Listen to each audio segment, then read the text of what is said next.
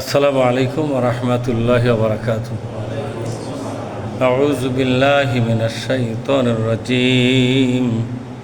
বিসমিল্লাহির রাহমানির রহিম।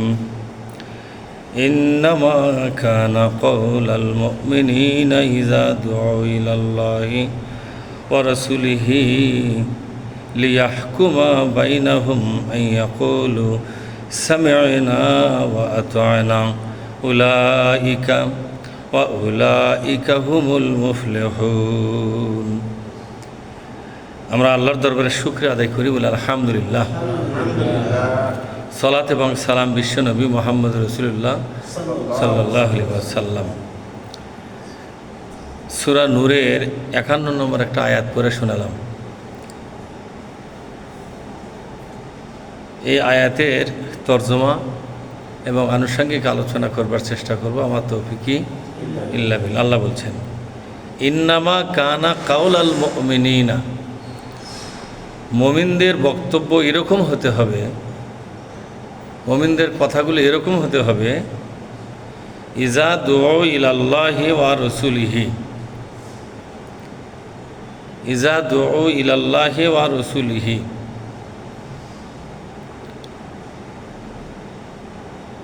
যখন আল্লাহ এবং তার রসুল দাওয়াত দিবে, কোনো কাজের ডাক দিবে, তখন তাদের কথা এরকম হবে, লিয়াহকুমা বাইনাহুম, তাদের মধ্যে একটা মীমাংসা করে দেওয়ার জন্য, একটা হুকুম জারি করার জন্য, একটা বিচার ফায়সালা করার জন্য। এই যে বিচার ফায়সালা, এই বিচার ফায়সালার জন্য যখন দাওয়াত দিবে, তখন তারা যেন বলে, আইয়াকুলু সামি'না ওয়া আতা'না, আমাদেরকে যা শোনানো হলো আমরা সেটা মেনে নিলাম, আলহামদুলিল্লাহ। আমাদেরকে যা শোনানো হলো আমরা সেটা মেনে নিলাম। ওয়া উলাইকা হুমুল মুফলিহুন, তাহলে ঈমানদাররা সফলতা অর্জন করতে পারবে। এটা হলো সফলতা অর্জন করার একটা পর্যায়। সফল কারা? সব ঈমানদাররা সফল নয়। এখানে একটা কথা আছে, আপনি কি শুনলেন আর কি মানলেন। আল্লাহর পক্ষ থেকে কোরআনের মাধ্যমে যে দাওয়াতটা দেওয়া হচ্ছে, এটা আল্লাহর দাওয়াত। এটা কার দাওয়াত? কারণ কোরআন থেকে আলোচনার মাধ্যমে যে কথাটার দিকে মানুষকে ডাকা হচ্ছে, এটাই আল্লাহর ডাক। দাওয়াত মানে হলো ডাক, আল্লাহর ডাক এবং রসুলের ডাক।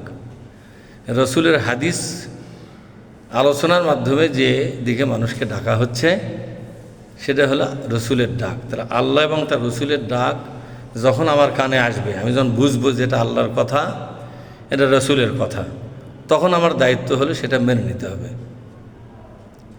এখন এ কথা বলার কারণটা কি?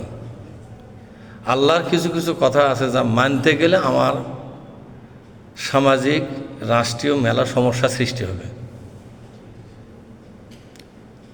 এই সমস্যার দিকে তাকে আমি যদি মনে করি যে এ কথা আমার পক্ষে মানা সম্ভব নয়, এটা কিন্তু ঈমানের পরিচয় হলো না। হলো?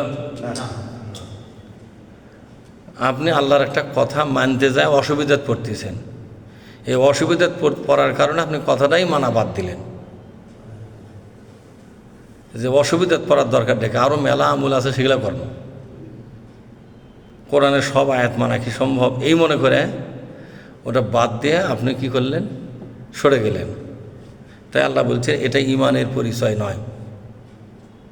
ঈমানের পরিচয় হচ্ছে যে যখনই আল্লাহর পক্ষ থেকে এবং রসুলের পক্ষ থেকে তোমাদের কাছে ডাক আসবে,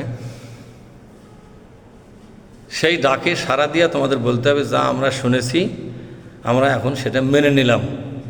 সামি'না ওয়া আতা'না, বলেন সামি'না ওয়া আতা'না, আমরা শুনলাম এবং সাথে সাথে সেটা মেনে নিলাম। যদি মানতে না পারেন, শুধু শোনার মধ্যে কিন্তু কোনো লাভ নেই। বাপ মাও 10টা কথা বলল, আপনি শুনলেন কিন্তু একটাও মানলেন না, এদিকে বাপ মায়ের আনুগত্য করা হলো এরকমই আল্লাহর কথা শোনার সাথেই মানতে হবে। এখন কিছু নামাজ পড়ার কথা আল্লাহ সব ইমানদারকে বলেছে, বেচাও আছে কিন্তু নামাজ পড়বে না, তারা কি আল্লাহর কথাই এই ডাকে সাড়া দিল? কোরআনে তো আল্লাহর কথা বলা হচ্ছেই, আবার প্রত্যেক নামাজে কিন্তু আজানের মাধ্যমে ডাকা হচ্ছে না? তাহলে বিভিন্ন আলোচনায় কিন্তু নামাজের কথা বলা হয়, আবার প্রত্যেক ওয়াক্ত নামাজ শুরু হওয়ার 15-20 মিনিট আগে নতুন করে মাইক দিয়ে ডাকা হয় যাতে কথাটা কানের মধ্যে ঢোকে। খালি মুখে আজান দিলে অনেকেই বলবে আজানই তো শুনে পাইনি, নামাজ পড়ার জমক একেবারে। এমনভাবে আজান সুদূর দিকে শুরু হয় যে আজানের মাধ্যমে মানুষের কানের মধ্যে দীর্ঘ 3-4 মিনিট বা 5 মিনিট পর্যন্ত কিন্তু আজান চলতেই থাকে। এরপরে সে নামাজের ডাকে সাড়া দিল না, তার কি বোঝা গেল? সে কি তার ঈমানের পরিচয় দিল? সে যেটা পরিচয় দিল সেটা হলো যে আমরা শুনলাম কিন্তু মানা সম্ভব নয়। যেমন আজানের ডাক তো শুনেছি কিন্তু নামাজ পড়া সম্ভব নয়। এই জায়গায় নামাজ যারা পড়েছে তারাও আসলো, আর যারা চাষটলে বসে আছে আর কিন্তু নামাজ বাদ দিয়েই বসে আছে না? এবং চাষটলে যা দেখেন ওর গিয়ে বড় বড় কথা আর ইসলামের বেনা চিন্তালে আছে, ওরা ইসলাম গবেষণা করতেছে।